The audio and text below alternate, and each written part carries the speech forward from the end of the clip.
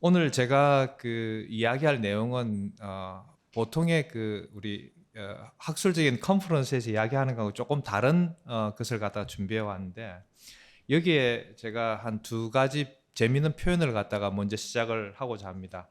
그 아이작 아시모프라는, 사실은 뭐 대학 교수이면서 공상과학 소설가이기도 한데, 제가 이분을 잘 알지는 못합니다만 우연히 인터넷에서 보다가 한 500편 정도의 공상과학 소설을 썼는데, 이분이 한 말 중에 중요한 게, 진정한 즐거움은 어떤 사실을 아는 것으로부터가 아니라 그것을 발견하는 것으로부터 나온다라는 이야기를 했습니다.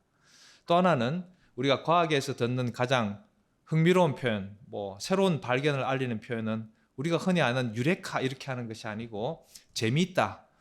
이런, 여러분 아마 공감할 수도 있을 것 같습니다. 이것입니다. 그래서 오늘 이야기의 주제는 뭐냐면 발견인데, 이 발견은 우리가 생각할 때 흔히들 우연하게 발견했다고 이야기를 하는데, 제가 생각하는 것은 사실은 그 무수히 많은 과정 속에서 전후가 모두 연결되어 있는, 그래서 발견은 필연의 과정이라는 것을 말씀드리고 싶습니다. 우선 이야기를 하기 전에 저에게 영감을 주고 제 연구에 영향을 준 중요한 세 분을 좀 소개를 해드리면은, 첫 번째는 제가 석사, 박사 과정 동안에 지도교수였던 최진호 교수님을 이야기를 할 수밖에 없습니다. 그 다음에 두 번째는 제가 학위를 마치고 프랑스에 처음 포스닥을 갔을 때 그때 그 슈퍼바이저였던 기 깡페 박사님이라시는 분인데, 그분도 저에게 상당히 좋은 어떤 영감을 주셨습니다. 그 다음에 제가 두 번째 포스닥은 미국의 내셔널 리뉴얼 에너지 랩이라는 곳인데, 거기에서는 아트 프랑크 박사님이 저에게 정말로 상당히 따뜻한 분, 그러니까 아버지 같은 분이셨는데, 제가 태양전지를 연구하는 길을 갖다 이끌어 주신 분이기도 합니다. 그리고 2000년도에 한국에 들어와서는 제가 첫 직장을 전자통신연구원에서 시작을 했습니다. 그때 주로 했던 일은 리튬 아이온 배터리도 좀 이렇게 했었고, 그다음에는 염료 감응 태양전지를 했습니다. 이 염료 감응 태양전지라는 것은 미국의 내셔널 리뉴얼 에너지 랩에서부터 시작을 했는데, 그때가 1997년으로 기억하고 있습니다. 애터리에서 연구를 할 때 2005년에 그 한국과학기술원에서 같이 일을 하자 이렇게 이제 제안이 와서, 2005년 12월부터는 한국과학기술원, 영어로 하면은 키스트죠. 키스트에서 이제 염료 감응 태양전지를 아주 집중해서 연구를 갖다가 했던 기억이 있습니다.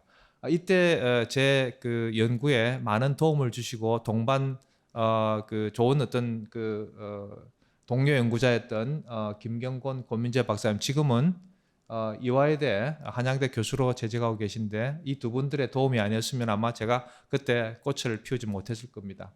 그리고 2009년도에는 성균관대에 부임을 하면서 그 태양전지 연구를 계속 해왔는데, 염료감응 태양전지를 이제 끝으로 페롭스카이 태양전지 연구를 갖다가 2009년부터 본격적으로 하게 돼서 지금까지 이제 페롭스카이 태양전지 연구를 하게 됐습니다.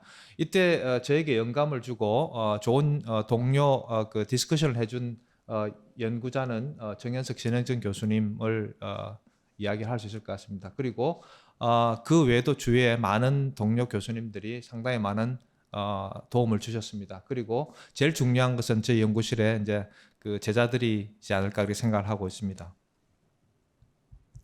사실 제가 많은 이런 질문을 합니다. 어렸을 때 꿈이 뭐냐고 이렇게 많이 질문을 하는데, 제가 중학교 때만 하더라도 미대를 가려고 생각을 했습니다. 이거는 제가 그린 그림은 아닌데, 중학교 때 한국 로스앤젤레스 미술 교환전이 있었는데, 그때 제가 출품했던 그림이 해인사 정문이었습니다. 지금은 제가 그 그림을 못 찾아가지고, 이게 지금 달이2라는 그 GPT 그 그림을 갖다가 한번 해인사 정문을 그려달라고 하니까 이렇게 이제 그려주더라고. 비슷합니다. 이렇게 유화 그림을 그려서 제가 1등을 했던 기억이 있습니다.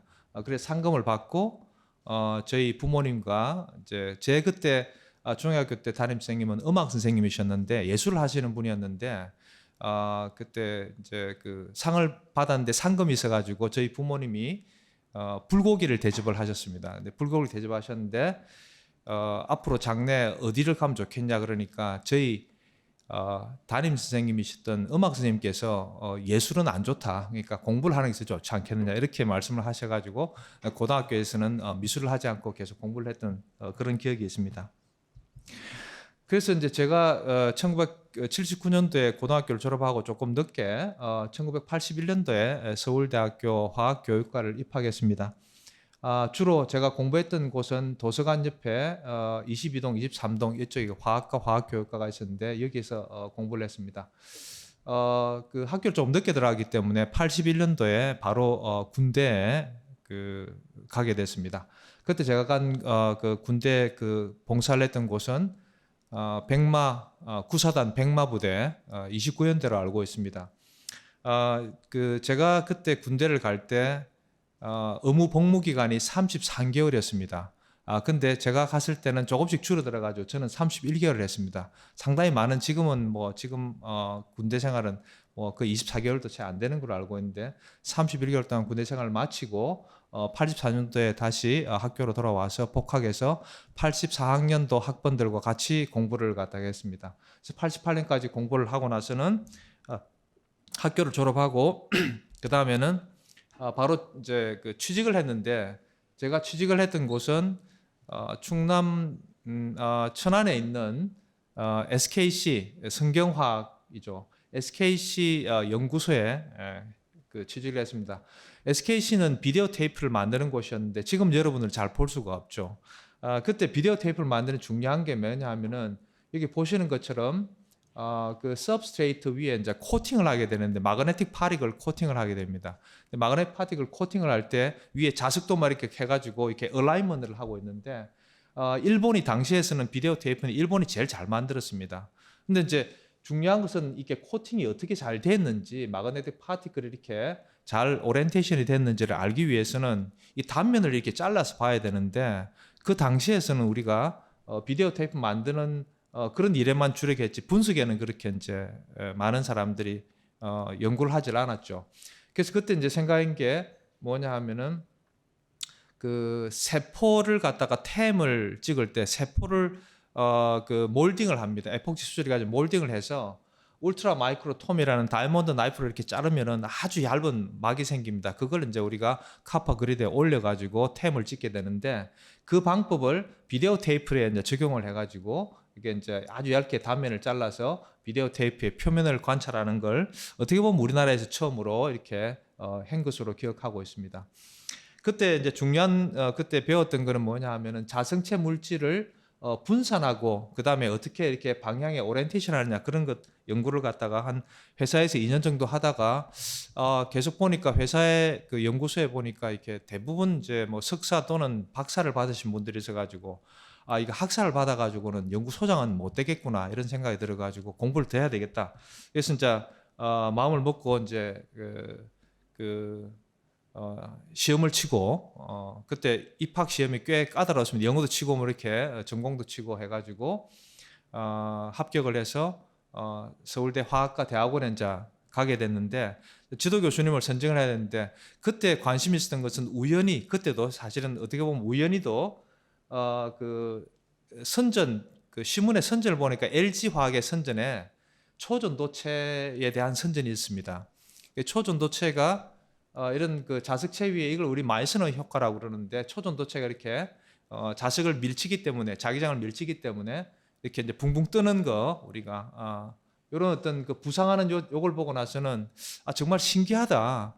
어떻게 이렇게 물질이 이렇게 자석체 위에 뜰 수 있을까 이렇게 생각을 하면서 이런 공부를 해야 되겠다. 근데 이제 서울대 화학과의 당시에 초전도체를 연구하시는 교수님은 최준호 교수님 혼자 계셨거든요.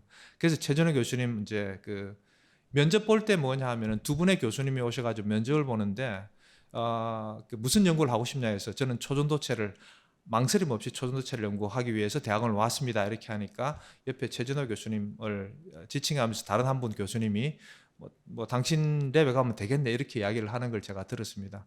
근데 두 분은 그걸 뭐 우리 교수님은 지도 교수님 그 전혀 그걸 기억하지 못하더라고요 보니까. 그 분명히 저는 초전도체를 한다고 갔었는데 석사과정 들어오니까 초전도체는 그 테마를 안 주시고 엉뚱한 테마를 주셨어요. 야 이게 이런 물질인데 이걸 페로브스카이트라고 하는데 이 물질을 한번 공부해라. 이렇게 이야기를 했는데 나는 초전도체를 하기로 했는데 뭐 엉뚱하게 페로브스카이트를 해야 되느냐.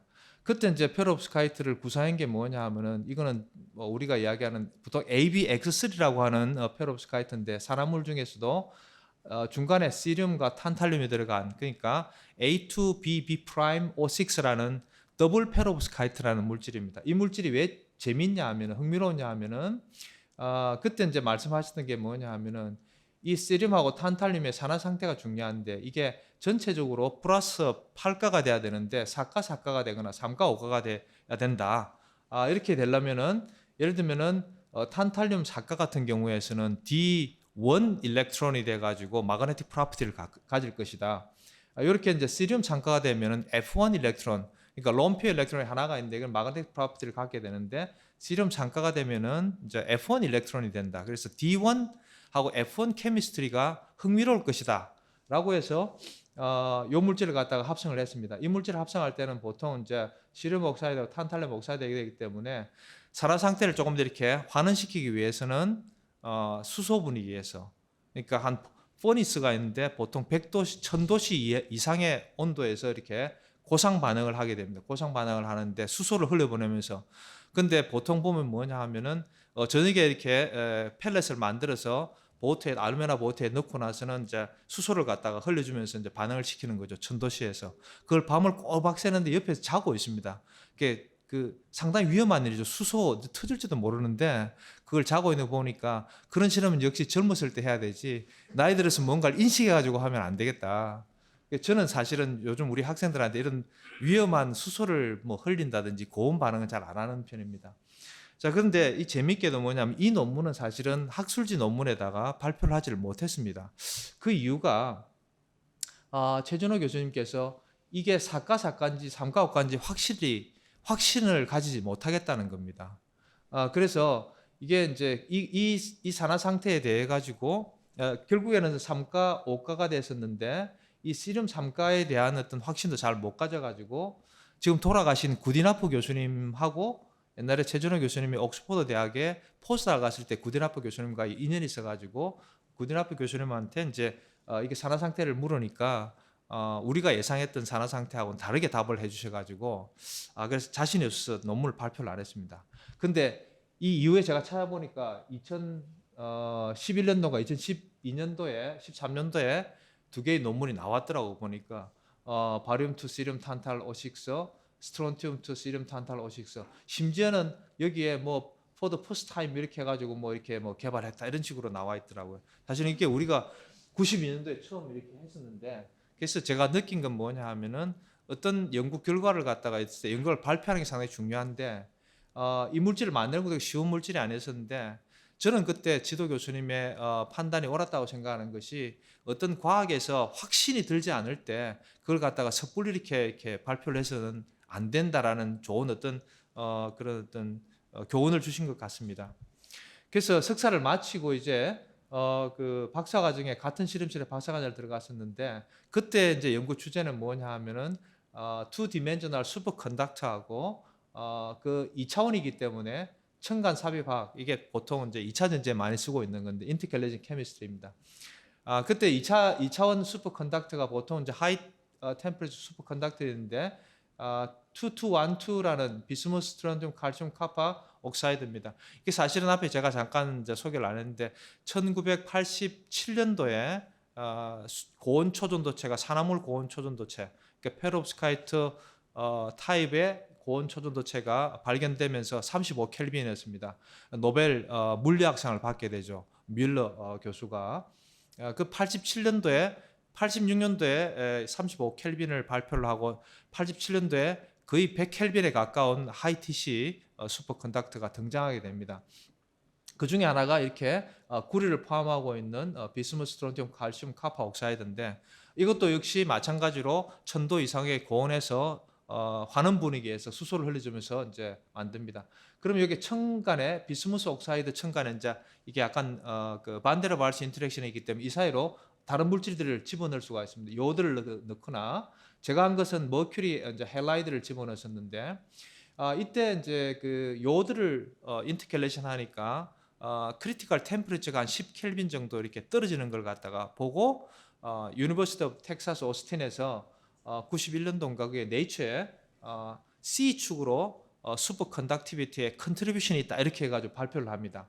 그래서 이제 그 이후에 제가 머큐리 할라이드를 인티켈레이션 아이오다이드 브로마이드 이게 요드하고 브로마이드가 지금 하고 있는 거하고 너무 이렇게 연관성이 있지 않습니까? 그때 이제 이런 걸 하는 것이 너무 관련성이 있다는 생각이 많이 드는데 요드하고 브로마이드가 들어간 머큐리 할라이드의 인티켈레이션을 성공을 해서 그 찍어보니까 TC를 찍어보니까 서셉티블을 찍어보니까 10켈빈이 떨어져야 되는데 더 첨간이 더 늘어났기 때문에 10켈빈이나 또는 10켈빈 이상이 떨어져야 되는데 뭐 한 5켈빈 정도밖에 안 떨어졌습니다. 그래서 이거는 C축으로의 슈퍼 컨덕티비티가 있는 것이 아니고 카파 옥사이드 레이어의 투 디멘셔널 레이어의 옥시데이션 스테이트하고도 관련이 있다. 이런 걸 갖다 저희들이 논문을 발표했습니다. 이게 이제 그때 논문이 이제 저희들이 네이처의 논문을 갖다가 먼저 이제 발표를 이제 그때 당시에 네이처 논문을 우리처럼 인터넷으로 하는 것이 아니고 봉투에다가 하드 카피를 해서 이렇게 익스프레스 메일로 보냅니다. 그래서 이제 한 일주일 뒤에 보통 여러분 이제 네이처 사이언스에 내시는 분들은 이제 보면은 에디터한테 연락이 안 와야지 이게 좋은 사인이거든요. 근데 그 당시에 이제 뭐냐면 제가 옆에 있었는데 일주일 뒤에 팩스로 뭔가 탁탁탁 오는 거예요. 그래서 우리 지도 교수님이 흥분을 하신 거죠. 처음에 이렇게 잘 모르니까 야 결과가 왔는갑다 이렇게가 보는데 리젝 이렇게 온 거죠. 근데 그게 뭐냐 하면 리젝 왔는데 우리 지도 교수님 이야기는 뭐냐 하면은 이 컴파운드가 뉴 컴파운드다. 이 케미스트 입장에 뉴 컴파운드가 될 수가 있습니다. 뉴 컴파운드로 자꾸만 이야기를 했었는데 사실은 이게 피직스가 중요한 어떤 슈퍼 컨덕티비티에 중요한 것이기 때문에 피직스 이야기를 좀 안 하고 그냥 들어간 거죠. 근데 이제 그리고 나서 바로 재빠르게 망설임 없이 잭스 커뮤니케이션에 바로 투고를 하자라고 이야기를 하시더라고요. 커뮤니케이션 투고해가지고 이것도 빨리 나왔습니다. 한 명의 리뷰가 그 accept를 하고 한 명의 리뷰를 reject를 했습니다. 근데 에디트가 자기가 볼 때는 상당히 중요하다고 해가지고 바로 accept를 해가지고 빠르게 진행됐습니다. 이때 이제 뭐 스토리를 갖다 잘 살펴보면은 요 물질이 머큐리 헬라이드가 그 슈퍼 컨덕티비티 비스무스 2,2,1,2 컴파운드를 이해하는데 매우 좋은 어떤 모델 컴파운드가 될 수 있다. 중요한 어떤 발견을 했다라고 이야기를 해서 아주 칭찬을 많이 했던 걸 제가 기억을 하고 있습니다. 또 한 가지 거기에서 머큐리 아이오다이드하고 머큐리 브로마이드는 보통 우리가 어떤 걸 하느냐 하면은 이렇게 진공을 뽑고 이게 비스무스 2,2,1,2라는 초전도체를 이게 그 쿼츠 글래스에다가 넣은 다음에 진공을 뽑고 그 다음에 실링을 합니다. 그 다음에 이게 리액턴트 HgI2를 갖다 넣고 그러면은 온도를 가열하면은 이게 HI2가 베이퍼가 돼가지고 이 안으로 들어가게 됩니다. 그럼 나중에 보면 이게 막 쭉 갈라져가지고 깨진 걸 볼 수가 있습니다. 볼륨이 익스펜전 되기 때문에. 머큐리 아이오다이드는 이렇게 하면 한 번에 착 해가지고 싱글 페이지가 이렇게 됐는데 머큐리 브로마이드는 넣어도 자꾸만 이렇게 인티켈레이션 된 부분과 안 된 부분이 투 페이지가 계속 나타나서 야 이게 무슨 문제일까? 그러니까 이거는 완전하게 싱글 페이지가 안 되니까 그때 생각했던 게 뭐냐 하면은 요드를 이 층간에 요드를 집어넣으면은 요드는 인터랙션이 약해가지고 1시간 정도 버티다가 그 다음에는 한 2시간 3시간 하면 이게 빠져나옵니다 이렇게. 그래서 그 아이디어를 갖다 생각해서 요드를 같이 넣고 요드가 먼저 들어가서 이렇게 층을 좀 이렇게 늘린 다음에 그 뒤에 이제 머큐리 브로마이드가 이렇게 밀고 들어가서 요드는 빠져나올 수 있도록. 그러려면 요드가 빠져나가기 때문에 완전 실링하면 안 되겠죠. 그래서 이 캐피러리를 쫙 뽑아가지고 실험을 해서 완전 싱글 페이지로 이제 성공을 한 걸 갖다가 이제 만들었습니다. 그래서 이 합성 방법은 제가 처음 이렇게 개발을 해서 그때 당시에 최준호 교수님이 다른 어떤 해외 가서도 자랑을 많이 하고 했던 그 기억이 납니다. 그래서 이제 그 학위를 받고 1995년도 학위를 받고 잠깐 이화여대 포스닥을 하다가 첫 번째 해외 포스닥을 프랑스에서 했는데 그때 이제 여러분 잘 아시는 그 와인으로 유명한 보르도에서 포스닥을 했습니다. 보르도에 그 ICMCB CNRS라는 이런 어떤 그 국책 연구기관이 있었는데 거기에서 포스닥을 했습니다. 이때 이제 슈퍼바이저가 기깡빼 박사님인데 기깡빼 박사님 그 연세는 지금 한 76, 7세쯤 될 거로 기억하고 있습니다. 요 밑에 이제 주차장이 있고 제가 여기 주차를 좀 했던 기억이 나고 여기가 이제 마치 이게 위에서 보면은 큰 이렇게 선박처럼 보입니다. 요게 뭐냐면 선장이 있는 그러니까 그 원장이 이제 ICMCB의 원장님 여기 계시죠. 여기에서 주로 제가 했던 그거는 뭐냐 하면은 일렉트로크로믹 연구를 했습니다. 전혀 다른 연구를 했습니다. 일렉트로크로믹이라는 건 뭐냐 하면은 어떤 물질에 전자를 주입해 가지고 환원을 시키면은 그 색깔이 변하는 겁니다. 그래서 전기를 줘서 색깔을 변한다고 해서 일렉트로크로믹이라는 전기 변색 연구를 했었는데 그때 제가 맡아서 하는 일이 뭐냐 하면은 아주 대면적의 큰 면적에 30cm by 30cm 큰 면적에 균일한 일렉트로크로믹을 코팅하고 그걸 구현하는 어떤 그런 테마였습니다. 근데 그게 뭐 잘 이렇게 성공이 안 돼서 그때 이제 생각했던 게 뭐냐 하면은 폴리머를 생각을 하고 폴리머 필름을 먼저 깔고 거기에다가 이제 텅스텐 옥사이드, 나노 파티클 텅스텐 옥사이드를 솔루션을 코팅하는 나노 하이브리드 필름을 이제 생각을 했었죠. 그때 재밌는 건 뭐냐면 항상 그 생각에 맨 처음에 이제 큰 오븐에다가 30 by 30cm의 큰 유리에다가 텅스텐 옥사이드를 코팅을 하니까 이게 코팅이 제대로 잘 안 되고 얼룩이 많이 생긴 거죠. 얼룩이 생겨서 이게 안에 들어가는 이게 워낙 크니까 뭐냐 하면은 사실은 안에 이제 대류가 일어나지 않겠습니까?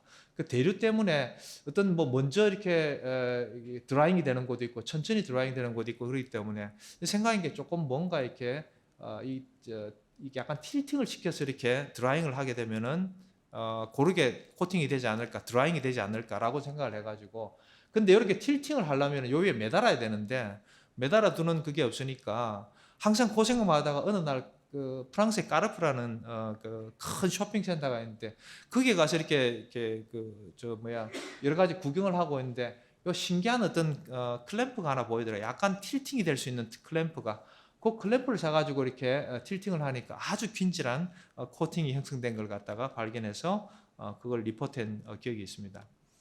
한 1년간에 1년 조금 더 되는 어떤 기간에 그 포스닥을 마치고 두 번째 포스닥을 미국의 내셔널 리니어블 에너지 랩으로 이제 갑니다. 거기에 만났던 분은 우리가 이제 아트 프랑크 박사님인데 사실은 제가 태양 전지를 한 적이 없습니다. 이때까지 가기 전까지는. 그래서 미국에 좀 가서 제가 포스닥을 하고 싶다고 이전에 기깡빼 박사님한테 한번 이야기를 한 적이 있습니다. 개인적으로. 그러니까 그 애누렐에 포스닥 포지션이 나는데 한번 지원해봐라. 그렇게 제가 지원을 했죠. 근데 지원을 했는데 제가 이제 백그라운드가 태양전지가 아니니까 이 소식이 없는 거예요. 불안한 마음에 이제 기깡빼 박사님께 이제 소식이 없는데 어떻게 좀 이렇게 연락을 좀 해달라. 상황이 어떤지. 근데 이제 그 소식을 듣고 기깡빼 박사님이 매우 좋은 어떻게 보면 참 그렇게 하면 안 되는데 매우 좋은 이메일을 그 아트 프랑크 박사님에 보냈습니다. 만약에 당신이 그 닥터 박을 포스닥을 받지 않으면 내가 마이클 그라첼 교수에게 마이클 그라첼 교수님은 염료가문 태양전지 대가였었거든 그때 보내겠다 이렇게 하니까 바로 답장이 와가지고 닥터 박은 지금 3명 중에 1명에 포함되어 있다 이렇게 이야기를 하시더라고요. 그래서 어떻게 보면은 동료 연구자들을 잘 아는 것들이 상당히 중요합니다. 그래서 결국에서는 뭐 제가 그때는 한 뭐 1, 2, 3등에 3등 정도 됐을 것 같은데 어떻게 마지막으로 결정을 해서 제가 애누렐에 가가지고 염료가문 태양전지를 이제 하게 됩니다. 1997년부터 태양전지를 이제 하게 됩니다. 그래서 염료가문 태양전지는 사실은 1991년도에 마이클 그라첼 교수님이 개발을 하셔가지고 네이처에 발표를 한 후에 로우 코스트 솔라셀이라는 타이틀로 매우 각광을 많이 받고 전 세계에서 이 염료가문 태양전 연구를 많이 했습니다. 지금 우리 나와 계신 뭐 이렇게 정현석 뭐 그다음에는 고민재, 김경공 교수님 그다음에 여기 김동애 뭐 노준원 교수님 전부 다 옛날에 그 염료가문 태양전지를 하셨던 분이었습니다. 지금 다 페롭스카이트를 하시지만은 그 당시에 제가 그 이피션시가 한 9.2% 그때 염료가문 태양전지의 최고율이 한 10% 정도 됐었는데 세계에서 두 번째로 높은 뭐 9.2% 정도 효율을 그때 보였던 기억이 납니다. 그리고 나서 그 다음에 이제 사실은 그때 좀 기억이 남는 연구가 뭐냐 하면은 N레에 있을 때 보통 우리가 TiO2를 쓰는 게 아나타제 TiO2를 쓰는데 루타일 TiO2를 사용한 걸 처음 룸템에서 상온에서 루타일 TiO2를 만들어서 발표를 한 적이 있습니다. 그것이 지금은 상당히 많이 회자돼서 한 450번 정도 사이테이션이 되고 있습니다. 이 연구 결과를 갖다가 이제 발표를 하고 그 다음에는 제가 그 연구를 이제 뒤로 하고 한국을 들어오게 됐었는데 2000년도에 이제 애트리에서 연구를 하기 시작했습니다. 그때 제가 한국에 들어오기 전에 그 아트 프랑크 박사님에게 질문을 한번 던졌습니다. 이 태양전지 연구라는 분야가 그 전망이 어떠느냐, 앞으로 해도 괜찮겠느냐 이렇게 이야기를 하니까 그 아트 프랑크 박사님은 그 주저없이 1, 2초 생각도 안 하고 주저없이 매우 좋은 어떤 연구 분야다. 이 분야는 사실은 태양 에너지를 이용해서 전기를 발생하기 때문에 상당히 중요한 어떤 연구 분야가 되기 때문에 연구를 계속해라고 이야기를 해서 애틀에 와서는 사실은 그 애틀에 제가 팀에 처음에 조인한 팀은 2차 전지 팀이었습니다. 그래서 처음에는 2차 전지 연구를 좀 했습니다. 그 바나디움 옥시 포스페이트라는 2차 전지 물질을 갖다가 소노케미칼 방법을 이용해 가지고 합성을 해서 아주 좋은 어떤 그 차지 디스차지 곡선을 갖다가 만들어내는 것도 했습니다. 지금 사실은 바나디움 옥시 포스페이트를 가지고 2차 전지 분야에서 꽤 많은 연구를 하는데 제 연구에 대한 사이테이션을 거의 안 하더라고 보니까. 그래서 사이테이션을 받기 위해서는 그 분야에 조금 더 이렇게 적극적으로 이렇게 좀 활동을 할 필요가 있다라는 생각이 좀 듭니다. 또 하나 흥미로운 것은 염료가몽 태양전지에서 애틀에 있을 때 재밌는 연구를 했었는데 그때 이제 플렉시블 염료가몽 태양전지가 중요하다고 생각을 해서 플렉시블 태양전지를 만들기 위해서는 TiO2 코팅을 보통 500도씨에서 코팅할 때 500도씨에서 열처리를 하는데 그러지 말고 상온에서 코팅하기 위해서는 어떻게 해야 될 것인가? 그러면은 페이스트를 상온에서 상온 페이스트를 만들어야 된다. 뭐 바인드나 이런 걸 넣지 않고 그래서 바인드 프리한 페이스트를 여기에 지금 우리가 일반 화학에서 보고 있는 버퍼 솔루션 완충 용액의 카몬 아이온 이펙트를 활용하거나 또는 서피스 차지를 조금 이렇게 좀 줄여주면은 그 플라큘레이션이라는 그런 어떤 그 용어가 있는데 화학 용어가 있는데 이런 어떤 두 가지 어떤 그 기본적인 화학의 프린시플을 이용해 가지고 저온에서 그러니까 아주 룸템에서 이렇게 비스코시티가 큰 이런 페이스트를 만드는 걸 성공을 한 적이 있습니다. 그리고 이 애트리의 연구를 잘 진행을 하고 있었는데 키스트에서 그 연구가 필요하다. 키스트 와서 연구를 하면 좋지 않겠냐 해서 그럼 좋겠다. 왜냐하면 키스트는 화학 배경의 연구소이기 때문에 저하고 맞는 것 같아서 키스트를 이제 2005년 12월 달 그러니까 제가 2005년 12월 그때 제가 기억하기로는 금요일까지 애들에 근무를 하고 토요일 일요일 날 대전이니까 자고 다음 날 바로 서울로 출근했던 기억이 지금 있습니다. 뭐 그렇다고 해서 우리 학생들한테 뭐 놀지 말고 하라는 이야기는 아니고요. 쉬면서 해야 되죠. 그때 만났던 우리 여기 보면은 김경곤 박사님 지금 이화여대 교수님 있고 고민재 박사님 지금 한양대 교수님을 계신데 그리고 우리 지금 그때 연구원들 여기 보면은 그 장송림 박사라고 그때 고대에서 박사학위를 받고 저한테 포스닥으로 조인했을 때였습니다. 그래서 그때 제가 지금 생각하는 건 뭐냐 하면은 염료 가맹 태양전지를 제가 근무할 때가 한 3년 반 정도 근무를 했었는데 키스트에 한 10년 이상 근무한 것처럼 정말 열심히 재미있게 신나게 했던 기억이 있습니다. 그것도 사실은 사람이 중요합니다. 좋은 사람을 만나서 더 신나게 했던 것 같습니다.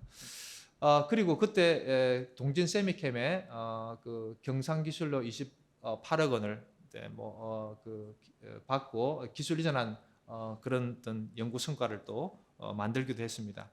또 하나 흥미로운 것은 2009년도에 그때 좀 재밌는 게 뭐냐 하면은 그렇게 TiO2 코팅을 하게 되면 TiO2 코팅에 보통은 한색 염료를 하는데 이게 빛이 들어오는 게 보통 이렇게 보면은 이쪽에서는 단파장, 중간파장, 장파장이 이렇게 필름의 두께에 따라서 다르게 입사를 하지 않겠습니까? 그래가지고 생각한 게 뭐냐면 그러면은 요 파장에 걸맞는 좀 밴드갭이 큰 거, 중간 거, 작은 거 이런 걸 갖다가 좀 선택적으로 염료를 흡착하는 방법을 하면 좋겠다라고 생각을 했는데 어, 이 지금 포르산 스트럭처에서 여러분들이 솔루션을 갖다 담그면 생각해 보시면은 만약에 그 모래알이 막 들어가 있는 그런 화분에 물을 주면 어떻게 돼요? 쭉 빠져나가지 않겠습니까? 근데 만 진흙으로 돼 있다 그러면 물이 천천히 이렇게 내려가겠죠.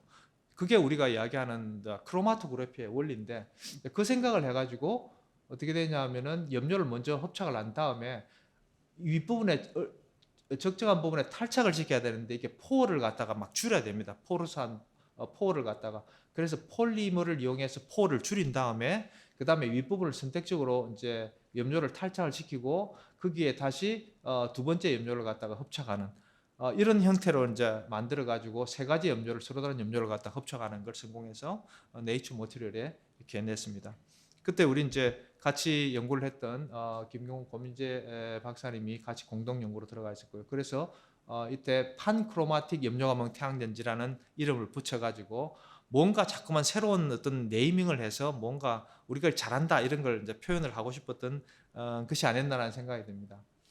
그리고 2009년도에 이제 그 성균관대에서 그 교무처에서 연락이 왔습니다. 그래서 뭐 그 키스트에서 연구를 하는 거 좋은데 학생들하고 같이 성균관대에서 연구를 하지 않겠느냐 그렇게 해서 많은 고민 끝에 성균관대로 이제 자리를 옮겼습니다. 그래서 그때 성균관대 처음에 시작하던 학생들이었는데 여기에 임정혁 박사 지금 박사를 받고 현재는 삼성 반도체에 근무를 하고 있고 김희선 박사는 현재 인하대 교수로 하는데 이 두 학생이 아주 핵심적으로 페롭스카이트 태양전지 연구에 관여를 했던 사람입니다. 그 이야기를 조금 더 자세하게 말씀드리겠습니다. 이게 2012년도에 저희들이 그 사이언티픽 리포트라는 저널에 발표를 했던 최초의 고체 페로브스카이트 태양전지 실물입니다. 요거는 앞에 말씀드린 김희선 박사가 그러니까 학생일 때 그때 만들었던 모양입니다. 지금도 요 모양을 가지고 우리 학생들이 계속 연구를 하고 있습니다. 페롭스카이트에 대해서 잠깐 제가 설명을 해드리면은 페롭스카이트는 사실은 광물에서 발견된 칼슘 타이타늄 옥사이드라는 이런 어떤 그 원소로 구성된 광물입니다.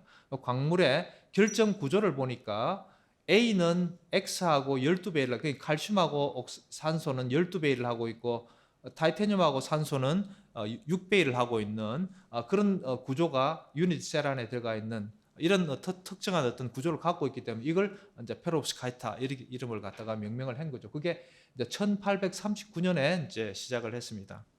페롭스카이트 우리가 지금 현재 페롭스카이트 태양전지에 사용되고 있는 것은 이게 X의 할라이드 그러니까 아이오다이드라든지 브로마이드이기 때문에 그거는 산소는 마이너스 2가인데 이거는 마이너스 1가이기 때문에 A하고 B는 1가 2가로 돼야 되겠죠. 그래서 A는 유기물 같은 메틸 암모늄, 뭐 포르마마디륨 케타이온 이렇게 1가짜리가 되고 B는 납 2가라든지 틴 2가라든지 이런 이제 그걸로 구성되어 있습니다. 이 물질이 그 우리 태양전지에 처음 사용되기 전에 1978년도에 이미 합성이 됐습니다. 메틸 암모늄 레드 헬라이드라는 물질을 합성했었는데 이때 이제 스투트가트 유니버시티의 연구 교수로 계시던 디에트 베버라는 박사님이 만들었습니다. 논문도 이렇게 혼자서 이렇게 단독 논문입니다. 이분이 뭐냐 하면은 수용액에서 메틸 아민하고 HX 하이드로젠 할라이드하고 그다음에는 역시 수용액에서 레드 나이트레이트를 타이트레이션을 하면서 이게 교반을 시킵니다. 교반을 시키는데 보통 우리가 만들 때 뭐냐 하면은 이렇게 교반을 다 섞은 다음에 그 다음에는 슈퍼 세츄레이션을 만들고 온도를 올리고 그 다음에는 낮추고 이렇게 하는 방법인데 너무 신기하게도 뭐냐면 보통 이거는 일반적으로 사용하지 않은 방법인데 100도씨에서 이렇게 타이트레이션을 시키면은 고온에서 결정이 형성되는 지금 현재 이게 이제 우리 그 페롭스카이트의 결정을 만드는 데 많이 사용되고 있는데 이미 1978년도에 이 물질을 만들었습니다. 그리고 이게 이제 클로라이드, 브로마이드, 아이오다이드라는 색깔이 변하는 걸 이제 관찰한 거죠. 색깔이 변하는 걸 관찰하고 그러니까 이 색깔이 변한다는 건 뭐냐 하면은 밴드갭이 달라진다는 거죠. 밴드갭이 달라지는 것을 확인하고 그 다음에는 몇 가지 그 몰레큘라 그 당시에 또 흥미로운 거는 뭐냐 하면은 메틸 암모늄 케타인은 몰레큘라 모션을 한다. 뭐 이렇게 뭐 분자 운동을 할 것이라는 예측을 했는데 지금 상당히 중요한 이슈입니다. 이게 이 태양전지 물질로서 이야기를 하는데 근데 그때 당시에서는 그런 생각을 하지 않았고 왜 움직이느냐라면은 이게 그 메틸 암모늄 케타인은 뭐냐 하면 이렇게 이와 같이 뭐냐 하면 이렇게 구형이 아닙니다. 보통 페로브스카이트를 만들기 위해서는 톨러런스 팩터라는 걸 계산하는데 구형의 원자 이온 반경을 활용하는 식입니다. 근데 얘는 구형이 아니니까 구형을 만들려면 어떻게 돼요? 뱅글뱅글 돌면 구형이 되는 거죠. 그래서 얘가 구형을 만들기 위해서 돌 것이다. 이렇게 생각을 한 거죠. 그리고 한 10년 뒤에 이제 그 베브 그 박사는 이 물질들의 상전에 대한 어떤 기초적인 논문을 발표를 하고 또한 비슷한 시기에 일본의 그 오노다 야마무로 이제 박사가 학위 논문에 요 그 페이즈 트랜지트라는 어떤 아주 구체적인 연락학적인 어떤 데이터를 갖다가 이렇게 뽑습니다. 두 분의 연구는 사실은 기초 연구에서 매우 중요한데 이것으로 이제 그치고 그 이상의 어떤 태양전자에 이런 연구는 안 된 거죠. 2009년도에 태양전자에 대한 어떤 발표가 있기 전까지는 아무도 이게 태양전지 될 것이라는 이야기는 하지 않았습니다. 그래서 이 태양전지가 실제적으로 고체 페롭스카이 태양전지가 어떻게 개발됐는지 발견됐는지에 대해서 조금 더 구체적으로 제가 말씀드리겠습니다. 태양전지에 대해서 조금 이해를 할 필요가 있는데 태양전지는 태양전지를 구성하는 물질이 가장 중요합니다. 그러기 위해서는 우선 뭐냐 하면은 포톤 세미컨덕터 인터랙션을 갖다 이해를 하는 것이 필요한데 빛이 들어올 때 자 우리가 이게 태양전지라는 것은 반도체 물질에서 밸런스 밴드에 있는 전자가 컨덕션 밴드로 익사이테이션이 돼야지만이 전자를 바깥에 디바이스 밖에 도선으로 끌어낼 수가 있습니다. 그러면 이게 익사이테이션을 시켜야 되려면은 요만큼 에너지가 있죠. 그러니까 낮은 에너지, 높은 에너지 절대 자발적으로 연락학적으로 일어나지 않기 때문에 연락학적으로 이렇게 발생하기 위해서는 요만큼 에너지를 얘가 얻어야 됩니다. 그걸 갖다가 우리가 태양 에너지에서 얻게 되는 것이죠. 얻게 되면은 비로소 이렇게 익사이테이션이 되고 그다음에 전자가 바깥 도선을 나오기 위해서는 뭐냐 하면은 그냥 가만히 두면은 얘가 불완전하기 때문에 아래로 떨어지겠죠. 그래서 차지를 이렇게 분리를 하는 차지 세퍼레이션이 필요합니다. 또 하나 세퍼레이션 된 차지들은 뭐냐 하면은 이게 전극이 있으니까 전극적으로 열심히 달려가 가지고 그 전극에 딱 모아지 콜렉션이 돼야지만 이제 우리가 얻는 전류를 갖다가 얻을 수가 있죠. 그래서 흡수를 해야 되고 그다음에는 전하가 분리가 돼야 되고 그다음에 이동이 돼야 되고 컬렉션이 돼야 됩니다. 그러려면은 우리가 에너지 변환 효율은 이 세 가지 과정에 의해서 결정이 되겠죠. 그러니까 흡수를 잘하는 흡관 계수가 커야 되고 그다음에 트랜스포터가 잘 되기 위해서는 캐리어 모빌리티가 좋아야 되고 그다음에는 컬렉션을 잘하기 위해서는 오랫동안 살아 있어야 되니까 캐리어 라이프 타임이 길어야 됩니다. 그래서 이런 알파 뮤 타우라는 값을 가지면 좋은데 크면 좋은데 그 중에서도 알파가 업섭션 코에피션트가 크면은 제일 좋겠죠. 일반적으로 보면은 우리가 염료 감응 태양전지를 사용할 때 쓰는 유기염료는 한 10의 3승 정도의 업섭션 코에피션트를 가는데 대부분의 무기 물질들은 10의 4승입니다. 사실은 제가 염료 감응 태양전지를 할 때 가장 저한테 좋은 거는 제가 전공이 이노게닉 케미스트리 무기화학이었기 때문에 이게 사실은 루테늄이 들어가면 무기긴 무기인데 대부분 싸고 있는 게 유기이기 때문에 유기 물질이 들어가면 상당히 힘을 못 씁니다. 근데 TiO2는 무기 물질이라 제가 좀 약간 좀 이렇게 자신이 좀 있죠. 근데 여기 이제 무기 물질들 많은 무기 물질들이 흡관 교수가 크다 그러니까 무기 물질을 써가지고 유기 염료를 갖다가 바꿔야 되겠다라고 생각한 거죠. 처음 이제 시도를 해본 게 뭐냐면 레드 설파이드라는 양자점을 이용해서 염료 대신에 이제 사용해봤습니다. 그러니까 이게 뭐냐면은 이렇게 커런트는 많이 나오는데 이 전압이 매우 이렇게 낮게 나오는 거죠. 그 이유가 뭐냐면 이렇게 입자를 작게 하면은 입자의 표면은 불완전한 표면이 되기 때문에 불완전한 표면은 전자를 잡아먹거나 이렇게 디펙을 많이 만들어내서 이 볼테이지가 이렇게 낮아지는 거죠. 그래서 아무리 전류가 높더라도 볼테이지가 전압이 낮으면 이렇게 효율 자체가 이렇게 높지가 못하니까 소용이 사실은 없는 거죠. 그래서 이거는 그때 이제 우리 지금 현재는 우리 학생이었던 이진욱 학생이 지금 박사를 받고 현재는 성균관대 교수로 부임하고 있는데 그러면 이제 그 다른 물질이 필요하겠다라고 생각을 해서 지금 제가 이제 그 2007년도에 그 스위스의 생갈레라는 곳에 이제 초청을 받아서 염료 감흥 태양전지의 뭐 특집 컨퍼런스에 초청을 받아서 발표를 했는데 그때 일본의 토인 대학의 그 미야사카 교수라는 분이 그 페롭스카이트를 갖다가 TiO2에 코팅해가지고 하면은 그게 태양전지의 효율이 나오더라. 한 2% 정도 나오더라.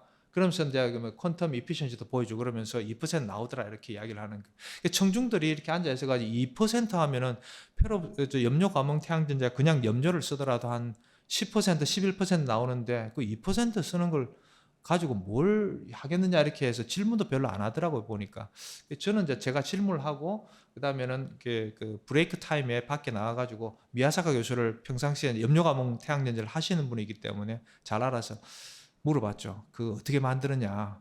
그러니까 미야사카 교수가 분명히 그 영어를 못 알아듣지는 않았을 건데 아무 말 안 하고 입을 꽉 닫고 있더라고 보니까.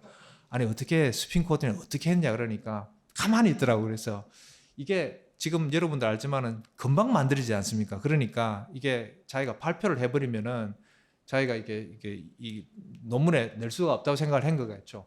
그래서 그때 제가 생각한 게 뭐냐 하면은 이게 페롭스카이트의 퀀텀 양자 수율이라는 게 있는데 이 파장에 따라 가지고 자 우리가 알고 있는 유기염료는 뭐냐 하면은 이게 파장에 따라서 전자로 포톤을 일렉트론으로 변환시키는 그런 IPC 양자 효율이 여기서는 매우 좋은데 장파전으로 가면 별로 안 좋죠. 이렇게 전환할 수 있는 효율이 별로 안 좋죠. 그런데 페롭스카이트는 전 영역을 다 이렇게 변환을 갖다 잘 하고 있으니까 이게 아이디어란 물질이겠다. 근데 절대값이 낮기 때문에 절대값만 올리면은 이건 뭐 정말로 큰 어떤 그 아주 높은 효율을 갖다가 만들어내겠다고 생각을 한 거죠. 그래서 그 컨퍼런스를 마치고 이제 당시에 키스트 있을 때인데 키스트에서 이 장손님 박사한테 포스트하고 했는데 만들어 보자 이렇게 해보자 해가지고 만들었습니다. 뭐 이게 박사니까 잘 만들더라고요 보니까 메틸아모늄 브로마이드를 메틸아모늄 아이오다이드 그때 미야사카 교수가 만드는 합성법도 다 알려주지 않았는데 우리가 만들었습니다. 만들고 그 다음에는 이제 장송림 박사의 그 박사학위 논문은 염료 감흥 태양전지입니다. 그러니까 염료 감흥은 액체 전해질을 사용하고 있거든요. 그래서 액체 전해질을 사용하니까 얘 물질이 보니까 이렇게 보니까 이게 아이오닉 솔트 같으니까 염료에 그 전해질에 안전하지 못할 것 같다는 생각에서 코팅을 한 다음에 전해질을 탁 떨어뜨리니까 금방 녹아 나오니까 그때 장손님 박사가 저한테 와서 이런 쓸데없는 물질을 가지고 와서 태양전지를 하겠다는 것은 좀 이해가 안 된다 이렇게 이야기를 하더라고요. 그래서 그런가 내가 뭔가 잘못 생각했나? 그리고 잠시 이제 이 연구를 갖다가 좀 생각 안 하다가 성균관대로 이제 오고 나서 다시 이제 그 부분을 생각해 보니까 그때 사용했던 전해질 경우가 아주 폴라한 전해질을 썼기 때문에 이 전해질을 폴라리티를 좀 낮추는 어떤 그런 어떤 용매를 쓰면 좋지 않을까. 그래서 에틸 아세테이트는 아세토나이트릴보다 폴라리티가 좀 낮은, 그러니까 극성이 좀 낮으면은 좀 빠르게 녹이지 않을 것이라고 생각을 해서 전해질을 이제 그 모디파이를 하고 전해질을 새롭게 만들고 그 다음에는 이 페롭스카이트 용액을 농도를 바꿔서 적절한 아주 옵티멀한 용액 농도를 갖다가 맞춘 다음에 찾은 다음에 이렇게 코팅을 잘 이렇게 해가지고 우리가 한 6.5%까지 효율로 이렇게 올렸습니다. 6.5% 효율은 이전에 미야사카 교수가 3.8%를 잭스에 낸 그 결과보다는 높은 거죠. 그래서 저도 이제 흥분을 해서 이렇게 효율이 높으니까 사이언스하고 네이처에서 받아줄 것이다 해서 사이언스하고 네이처를 냈는데 두 에디터가 다 리젝트를 하면서 마음에 상처를 주는 코멘트를 줬습니다. 사이언스가 없다 이렇게 했습니다. 이 연구 결과는 사이언스가 없다 이렇게 해서 리젝이 됐습니다. 그래서 가만 보니까 우리가 이게 합성을 하고 농도를 바꾸고 그 다음에 이렇게 해서 효율을 보고 한 것만 있지 무엇이 이렇게 전하가 어떻게 흘러가고 무엇이 리콤비네이션 어떻게 하는 그런 휘황찬란한 이야기들을 좀 약간 사이언티픽한 이야기들을 갖다가 못한 거죠. 근데 어쨌든 그 논문이 그 이후에 이제 그 나노 스케일에 가서 지금은 뭐 사이테이션이 많이 되고 있습니다만은 말씀드렸듯이 이렇게 액체 전해질을 사용하는 이거는 이제 그 효용성이 없는 거죠. 액체 전해질을 쓰면은 페롭스카이트 높기 때문에 액체 전해질을 사용하는 염료 감흥 태양전지에서는 더 쓸 수가 없습니다. 그러면은 그 문제를 해결하기 위해서는 어떻게 해야 될 것 같습니까? 당연히 액체를 사용하지 않으면은 고체 홀 전도체를 사용할 수밖에 없습니다. 그래서 처음에 사용했던 것이 P3HT라는 고분자 고체 홀 전도체를 갖다가 이게 염료가 페롭스카이트가 코팅된 TiO2 표면에 그 안으로 이제 넣으려고 했죠. 근데 그게 잘 안 되는 이유가 뭐냐면 이게 포어 사이즈가 이 폴리머 크기보다도 더 적기 때문에 또는 아주 촘촘하기 때문에 거대한 폴리머가 잘 침투를 못하게 됩니다. 그래서 효율도 별로 안 좋은 거죠. 그래서 그냥 생각한 게 뭐냐 하면은 이게 포가 작아서 거대한 폴리머가 이게 포 안으로 잘 침투를 못하니까 생각할 수 있는 것은 폴리머 쓰면 안 되겠다. 분자 형태의 홀 전도체를 쓰면 되겠다라고 쉽게 생각할 수가 있는 거죠. 그래서 스파이로 컴파운드, 이것도 이미 알려진 물질입니다만은 스파이로 컴파운드라는 걸 갖다가 포 사이즈에 집어넣은 거죠. 그래서 포에 잘 들어가는지 안 들어가는지 먼저 확인할 필요가 있으니까 포를 좀 크기를 적게 만들기도 하고 크게 만들기도 하니까 다 잘 들어가는 거예요. 그러니까 분자 홀 전도체는 잘 들어가는구나. 근데 한 가지 이게 필름의 두께를 갖다가 변화시키더라도 별 효율 변화는 별로 없는 거예요. 왜 그럴까 이렇게 곰곰하게 생각한 거죠. 그래서 다시 옛날 논문을 찾아보니까 우리가 이게 N719라는 염료는 유기염료인데 유기염료에 비해 가지고 페롭스카이트는 한 10배 이상의 흡광 계수가 큽니다. 흡광 계수가 크다는 말은 무슨 말이냐 하면은 우리가 일반 화학에서 또는 고등학교 때 배웠던 걸 간단하게 보면은 비어 람버트 법칙에 따르면은 흡광 계수와 그다음에 이 빛을 흡수하는 어떤 물질의 두께와는 반비례 관계가 있는 걸 갖다가 알 수가 있죠. 그러니까 흡광 계수가 크면은 필름 두께를 두껍게 할 필요가 없는 거죠. 그래서 필름 두께를 갖다가 낮추자. 그러니까 필름 두께를 갖다가 이렇게 뭐 2마이크로에서 1마이크로미터로 낮추니까 효율이 점점 올라가기 시작하는 거 이렇게. 그 이유가 광전압이 이렇게 올라가고 커런트는 큰 변화가 없는 거예요. 요 비어 람버트 법칙이 제대로 적용하는구나. 그래서 이제 우리 김희선 학생이 자 끝까지 한번 네가 이렇게 뭐냐 하면은 낮출 수 있는 데까지 한번 다 낮춰봐라 해가지고 교수님 제가 인간이 낮출 수 있는 건 0.6 마이크로미터입니다. 기계가 아니기 때문에 0.6 마이크로미터의 필름 두께까지 낮췄을 때 효율이 점차적으로 이렇게 증가하는 걸 알 수가 있죠. 한 10%까지 이렇게 효율이 나오는 걸 보고 그거는 전압이라든지 그 충진 계수가 이렇게 계속 증가하는 이유가 됩니다. 마찬가지로 비어 람버트 법칙에서 아무리 필름 두께를 낮추더라도 전류는 큰 변화가 없는 거죠. 그게 이제 법칙이 만들어지는 거죠. 성립이 되는 거죠.